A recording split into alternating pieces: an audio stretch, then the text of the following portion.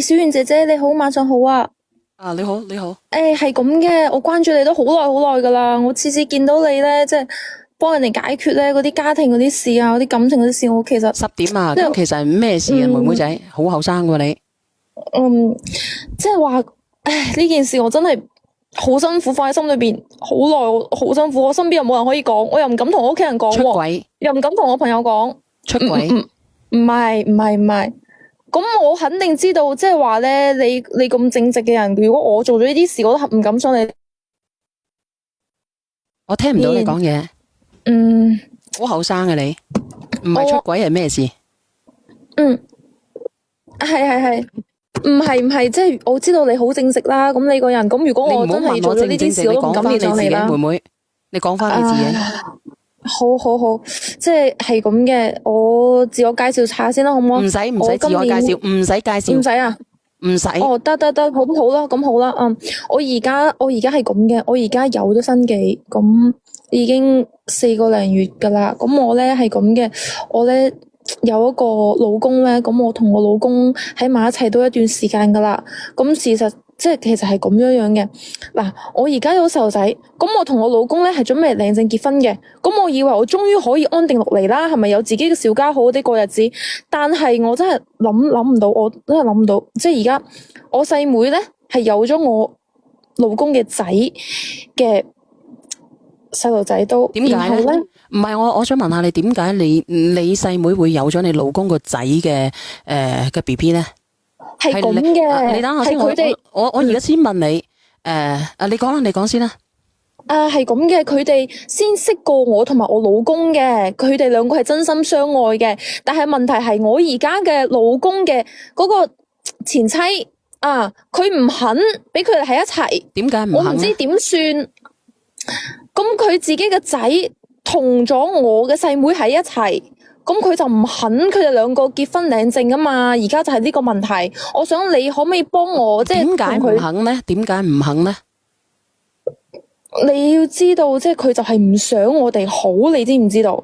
佢唔想我哋好，佢就係諗住想拆散我細妹同埋佢個仔。我想問下你，你同埋你嘅男朋友或者先生相差幾多歲？我同我老公就差咗10零20歲，都唔係好大啫。由得你點講，咁你話10零20歲就10零20歲啦吓。唔係真係噶，小圓姐姐，我同你講，我覺得咧，比我大嘅年紀嘅，我哋女人搵男朋友真係比自己大嘅，佢真係錫自己好多，幾好嘅，佢做生意嘅，咁即係話幾好咁咯。但我唔係睇重佢家庭條件嘅。我係真係中意佢，我真係中意佢，即係話咧，我同佢出旅遊啊，比如平時出旅遊，佢好識得體貼我，平時唔單止話我睇啱咩嘢送咩嘢俾我，佢仲非常體貼。我問你，你識咗幾年啊？你同佢識咗幾年啊？我同佢識得半年幾左右啦。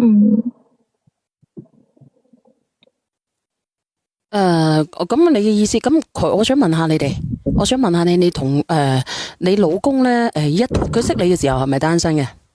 佢識我嘅時候唔係單身嘅，但係佢相當於同單身差唔多噶啦。多謝10月初5。係，即係佢同單身差唔多噶啦，因為佢同佢老公嘅話咧，我老公同埋佢老婆嘅話咧，其實當時嘅佢老婆，即係而家嘅前妻，佢哋兩個係已經唔愛啦，佢哋兩個已經唔中意對方啦。咁然後邊個講俾你知嘅？咁我老公同我講噶嘛。咁佢哋兩個，你就信咗佢係咪？唔係，我見到佢哋平時經常嗌交噶，而且你知唔知道？但係佢係已婚嘅，你要知道已婚嘅，你插咗入去咧，你就係2+1上位嘅。你啱先你話你唔係2+1，咁而家咪等於2+1上位啊？唔係咁噶啦，小圓姐，你聽我講啦。其實我同我而家嘅老公咧，一開始根本冇任何曖昧嘅，亦都冇任何非分之想嘅。因為我細妹咧同佢個仔拍拖啊嘛，咁我哋大人之間自然就會加個微信，係咪先？咁偶爾有啲聯絡，再加上咧平時咧佢就係因為經常同佢老婆嗌交，即係同佢前妻嗌交，然後先會出差。咁佢出差嘅時候，咁我咪接待佢咯。咁我接待咗佢。佢叫你接待佢定係你主動接待佢？佢都想我接待佢。咁點解會接待咧？你哋兩個係差一代人。咁其實即係講呢啲，唔好成日都講年齡，唔好成日都講年齡。我覺得真愛真係唔分年齡噶咯，我係真係中意佢噶咯。咁你哋係你話真係中意佢，佢出咗差，你哋就愛上咗對方，係咪咁嘅意思啊？唔係，即係我接待佢，咁我接待咗佢之後咧，咁我咪咁肯定會飲少少啦，係咪？咁飲少少，你真定係假？我唔知你真定係假啊！傾心事，咁傾下之後，咁嗱，我同你講呢啲情節咧，呢啲都係借口嚟嘅，姐姐。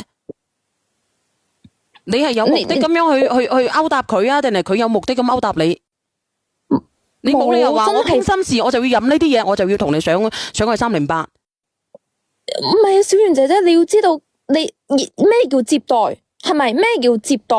咁接待咁大家食個你係咪00後嚟嘅？你係咪00後嚟嘅？咁肯定唔係啦，我95。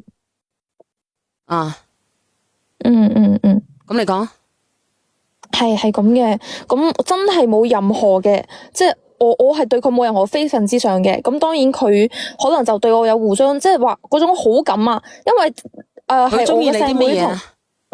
佢啊，即係話佢覺得我平時個人咧好坦誠啦，好即係咧點講好咧，好後生，即係話唔係話中意我後生啊，唔係中意我後生，佢真係中意你後生，係真係。咁呢個世界上咁多女人，佢點會睇啱你咧？講真嘅，妹妹。咁我同你講啊，小圓姐姐唔係咁講噶，我平時非常理解佢噶。佢同佢老婆次嗌交，我都係喺旁邊開解佢。佢平時工作壓力好大噶，你知唔知道？即係佢哋做生意做工程嗰啲人，真係好攰，平時壓力又大。咁我喺平時幫佢開解下佢，係咪？佢同佢老婆即係前妻，佢同佢前妻下，即係壓力大嗰陣時候咧，我就會同佢飲下，然後傾下偈啊，咁啊同佢出去散下心啊，咁樣樣咯。你媽咪知唔知道咧？你揾咗一個，你媽咪知唔知道咧？唔係，唔好意思吓。咁你媽咪知道咗你同埋呢個咁樣嘅男人喺埋一齊嘅時候咧，佢有咩諗法？咩你評論區嗰度話咩小咩嗰個咩2+1噶？唔係咁講噶係嘛？我唔係咁講你，我唔係咁講你，你講翻你自己得啦吓，好唔好？係啊，即係佢知道，佢其實佢哋就覺得年齡唔係問題，係咪先？年齡唔係問題，真愛先係最好。即係嗱，小圓姐姐，你唔可能話因為一段錯誤嘅婚姻，將你未來成世嘅幸福係嘛，去賠上呢一段錯誤嘅婚姻㗎，係咪？我又問你啦，咁如果佢呢個男人咧，佢好差嘅，你唔係中意人嘅，佢係有好多附帶嘅條件，你先至會中意噶嘛？唔係，真係唔係咁嘅，唔係嘅，小圓姐姐，唔係。咁你繼續講啊！如果你開車唔好講喎，姐姐。唔係咩開咩車？唔係，因為我見到你好似上咗車，所以你講。唔係，冇，肯定唔係啦，肯定唔係。你講，因為注意安全吓。係。咁你繼續講啦。係咁嘅，即係話咧，我覺得我自己就覺得佢老婆佢前妻就係唔想我哋好，而且佢前妻經常同我老公嗌交，佢同我老公我一嗌交嘅時候咧，即係佢哋當時即係就揾住我哋嚟傾偈啊嘛，咁後邊佢哋而家都嚟咗啦，係咪？佢哋嚟咗之後，咁我點會係2+1啫？吓，我點會係2+1啫？再加上啊，我細妹，你知唔知佢幾可憐啊？